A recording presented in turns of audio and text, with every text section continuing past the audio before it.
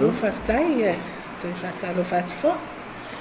I tātou masenga fo e au tu stala, ma ofisa whasala lau mwhai ona, awai mai lili tu la laso, whaftai tele lava, mo le avano fo. Ia toe maua ma le awhionga nei a whaungi ia, e toe avatu ai fo ia sina tala lata mai le tūlanga i ai fo ia le tali atu fo ia le tātou malo. Ia i ngā luenga sa whapea na whai e le whaaleia ātili o le tātou el tise.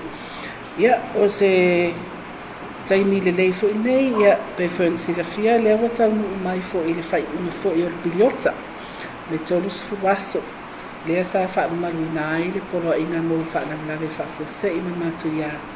Ia, pe o na iai sa mua. Ia, mai la so luas furuiva o Aperila. Mai la so luas furuiva o Mati. Se pa ia mai lea so luas furuiva o Aperila. Ia, lea lawa a to ai le tos furuaso. Ia, na mai ai le whaamaruino nei polo inga. Ia, a se tala lata mai le tūlanga iai, ia tātou e tise, ia la tūnātu pēa le whionga ia whaumui. Ia ona whapela, ia ona toi tuina mai lea wanoa e se tūlanga iai, ia tātou form, sia na whātunga ma tuina mai fo ia le manu lea tumu. Ia, lawa whionga whamui.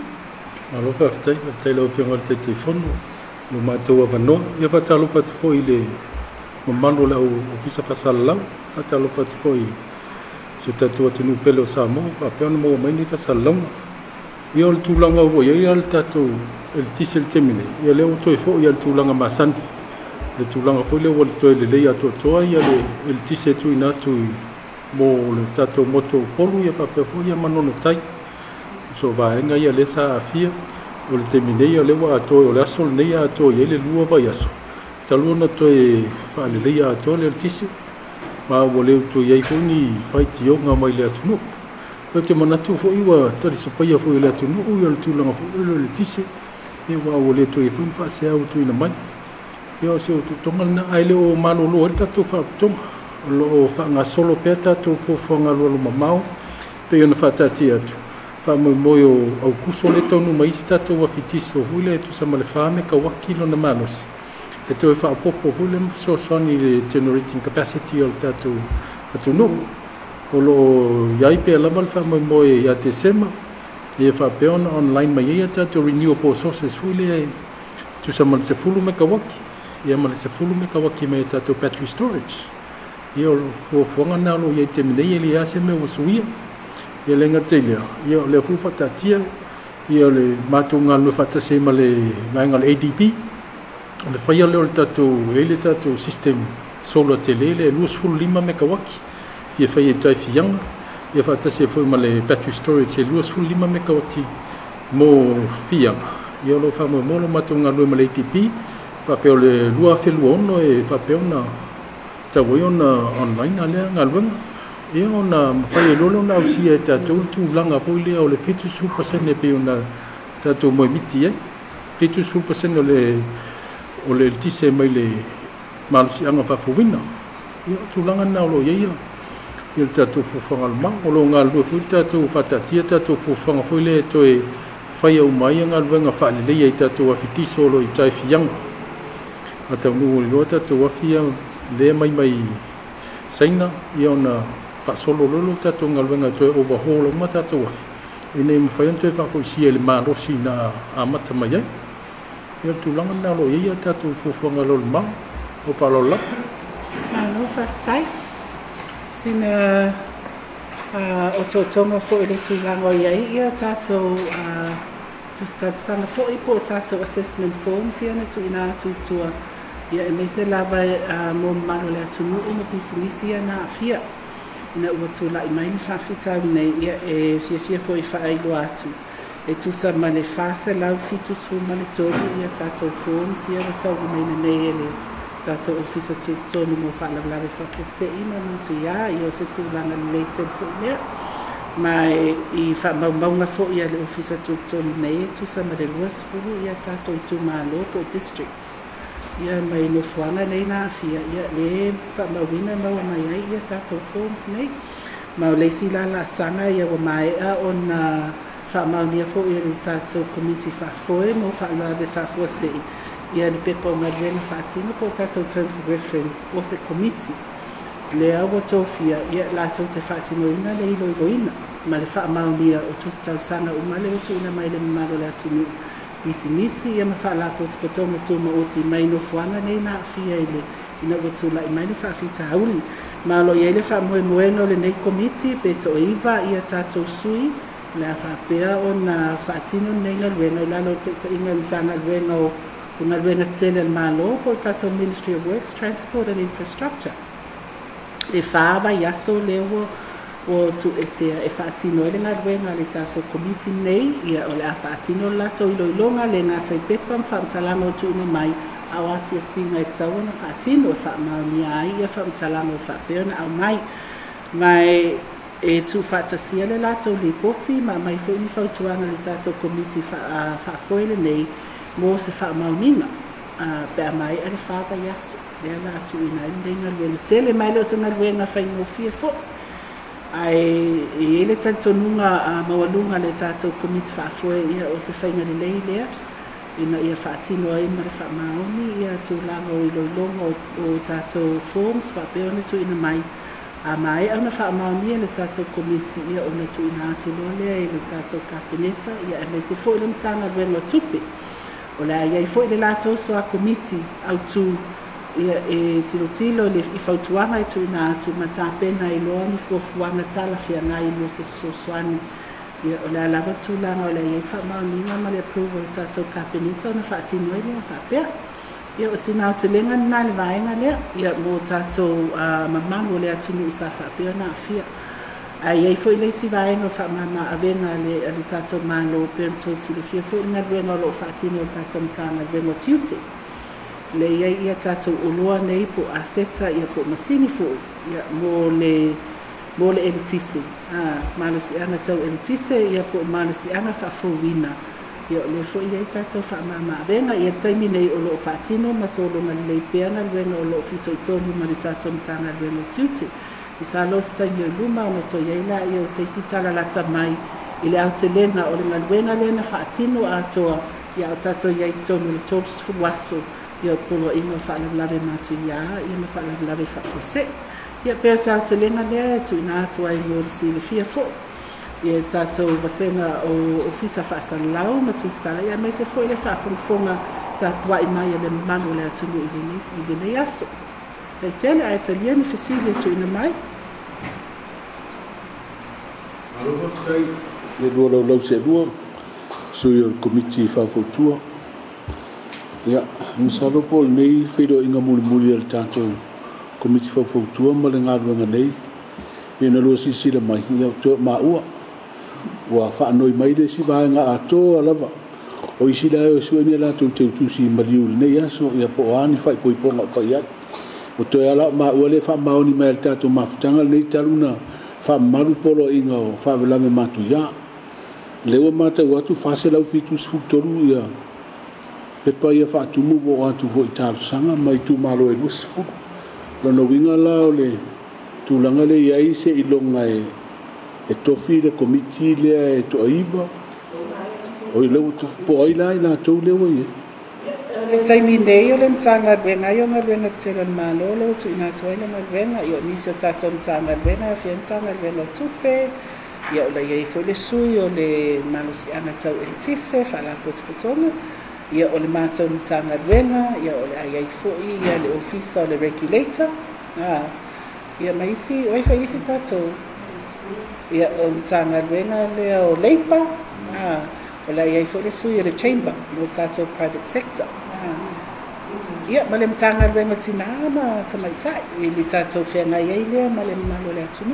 e le toa tele e toa iwa i lātou nei o tō fia ina ia ngafa ma le ngaluenga nei e le tala ia na ia whase lau fitu sfunu mo tupu lea whatoa tatala e komiti o le tanki nei o lau tatala o na e siaki po atotoa ma iei nisi tarsanga o le au mai e le atotoa ia le foi la feutanga ia le ofisa tutonu nei ia mavaenga ia na au mai ia tātou tusi nei apalai po tātou forms ina ia wha mai o na au mai ia tātou o mea documentation me se vaenga taua ia isi vaenga au mai ni ata lea ia pe ona tu ina atu o lo mo mia le tatou fo ma vaenga uma nei e toi fa ma ia uma ai lo te le lava ia le fitu na i fo ia le ofisa tu ton ia wana i declining ni tatou form se tu ina mai na fa ma popo lava ma fa mau taimi nei le stala ona tu ina atu lo la ia komiti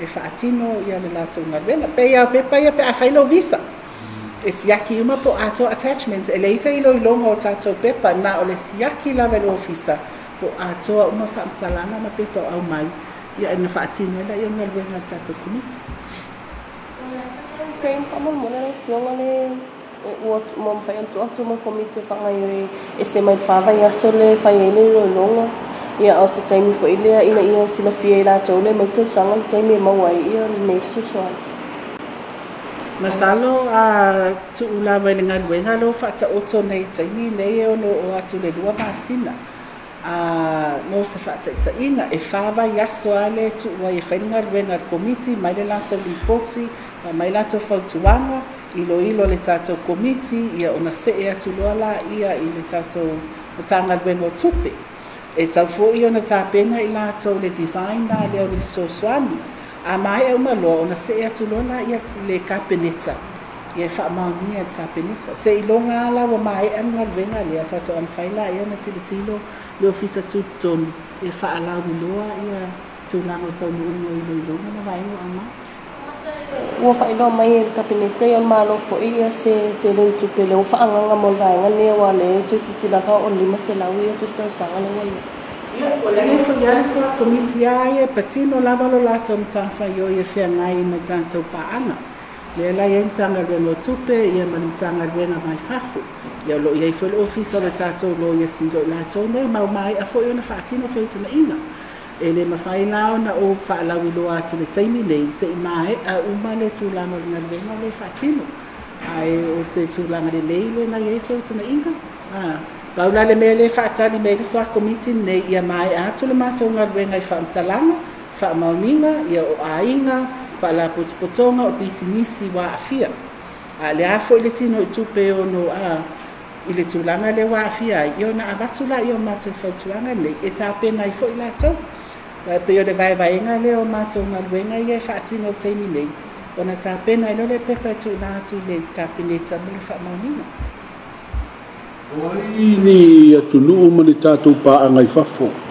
O whailoa mai le fia fisosoanu i le pātupenga i pēa o mai fo ini masini e sui. I masini ua whaale tonu e o tātusanga. I tonu o tātou polo inga le sa i le tonu suaso. E le mai o na mai o atu po wai. E me whai ono o whapea atu i o wheutana inga, i o lai e le malo New Zealand, Australia, le fwina i le tātou World Bank, ma le baenga le ADP, le whaatino wheutana inga, taimi nei. Le samsiri atu ia i le ututau matau, i le tūlanga le tupe whaanganga, le wai tā ua mai whaifole tau li poti pe ati tira po le ase tau atoa me e tau sanga mai tangata e whaalei. O ia se tupe ia whaanganga mea tau whaamlawe matu ia pe fia. Whaanganga mo teimi tupo i whaamlawe whapene. Wa whaelang matau ngā renga teimi nei o le whaatinonga le ilolonga. O le awhianga ma se tau a whaia se tupe ono tilo e le tātou malo. Ma e iai fo le sao le malo, ma tilo fo i pāanga. I o le tūlanga o le atelenga atoa lea e tilo e fo le malo, tūlanga whaatinonga sosuani. Taimi nei le tala ina o tato ofisa o lai ai tupe whaanganga i malo e whaatino e ngā luenga tato ofisa tutonu mai tu ulava i tonga tala whaatau tupe i tau sanga uma e whaanganga la pe atu la i maini whaalawa e whaafose i whape nei a wai le tau ngofia fo i pe atatala o tato ofisa nei ofisa tutonu nei e tele tūlanga logistics operations e alwai e whaatupe uma le malo ia vaina nei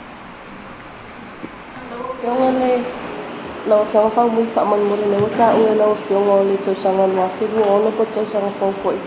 Le whaamanu whai ia ngano whaale o awhile fianga po saoria. Ian tau lau fianga i se 10 miliona le se le ni tō whaale ai ia awhi umane ia awhi ai malu tasi le tai whanga.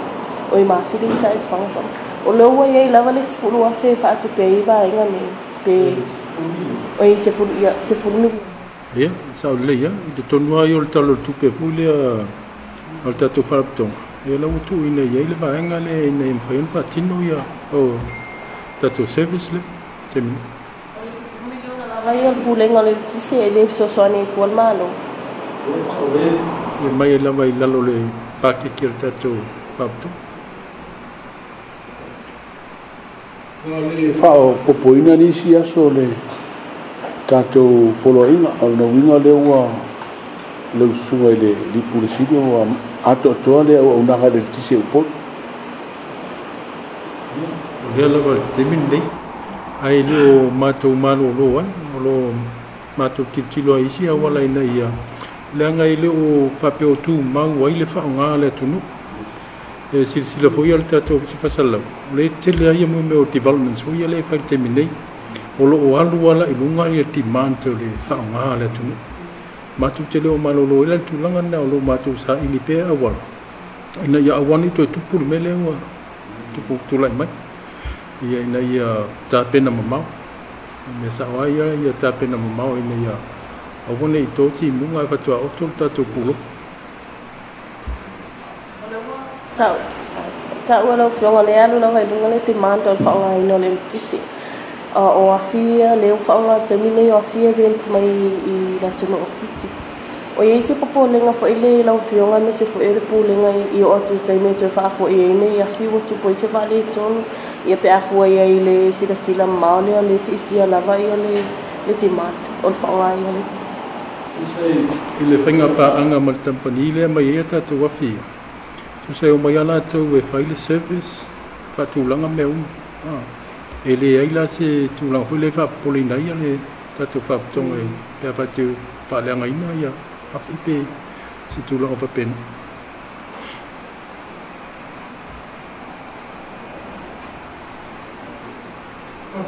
Awhtei mara wangoa.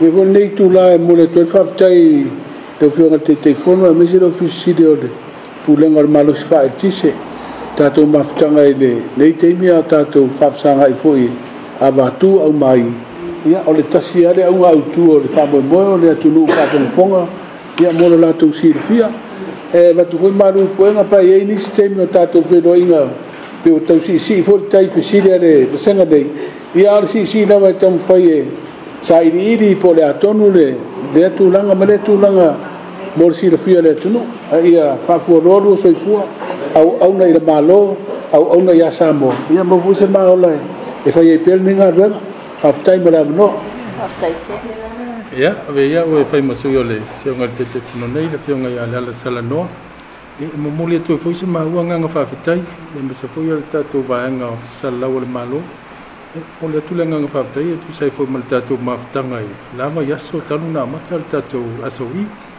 Ia mātou te whaamaru lua tu fwoi pia whapeua le maua le tali ato to fisili ni toina mai. Ia mā watu e fwoi se whaamaru lunga le atunu. Tu se fwoi mali tūlanga no ele tise. Ia mātou te talo. Ia tātou ngā lue whatas. O i lava e mauai mālo pia tātou ngā lue whatas. Ia mā watu e fwoi ma whaamalianga i le fisa whasalau. Ia se tūlanga so se vaenga. Ia nuia tele le wala wina. Anga le leile tua i la uma. Yeah, low fat